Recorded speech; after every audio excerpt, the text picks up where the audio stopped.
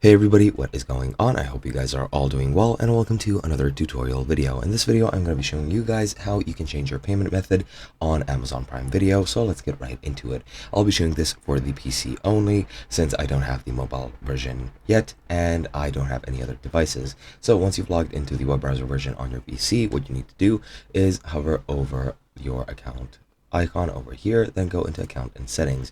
From here you'll arrive at your account screen and you'll have your account details as well as your membership details right here. To change your payment method, you need to go into manage wallet, and then you'll need to add a credit card or debit card over here.